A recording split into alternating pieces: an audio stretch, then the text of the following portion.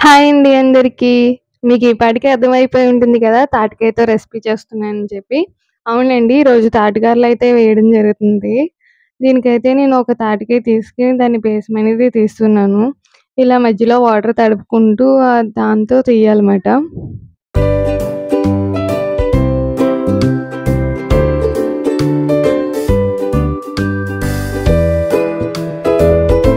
ఒక తాటికాయతో ఎంత పేసం వచ్చిందో చూసారు కదా!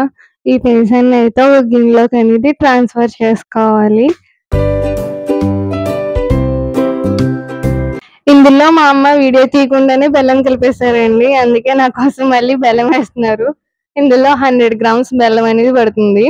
అలాగే ఇందులో అర కేజీ బొంబాయి రవ్వ అండి. ఉప్మా నూక ఉంటుంది కదా తెల్లది, అది వేసుకోవాలి. ఇది వేసుకొని బాగా కలుపుకోవాలి. మొత్తం నూక మొత్తం అదంతా కలిసేలాగా కలుపుకోవాలన్నమాట.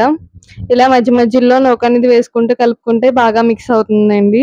ఇలా మిక్స్ చేసుకున్న తర్వాత ఈ మిశ్రమాన్ని మొత్తం ఒక 10 మినిట్స్ ఫ్రిడ్జ్‌లో అనేది పెట్టుకోవాలి దీన్ని.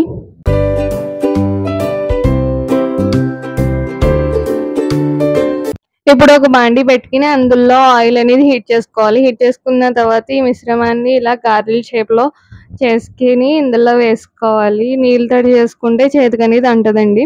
అలా బాల్స్ కింద చేసేసుకొని గారెల కింద వేసేసుకోవాలి. ఇది లో ఫ్లేమ్‌లో మాత్రమే చేసుకోవాలి. హై ఫ్లేమ్‌లో పెట్టుకుంటే లోపల అనేది ఉడకదండి.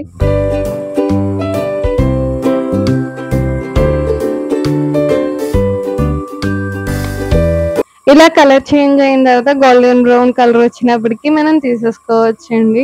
చూసారా ఇలా మంచి కలర్ వచ్చినప్పటికి ఒక గిన్నెలోకి ట్రాన్స్‌ఫర్ చేసుకోవాలి. ఇవి వేడివేడిగా తింటే బాగోదు. చల్లారిన తర్వాత అప్పుడు తినాలి. ఈ వీడియో మీకు నచ్చినట్లయితే సబ్స్క్రైబ్ టు మై ఛానల్.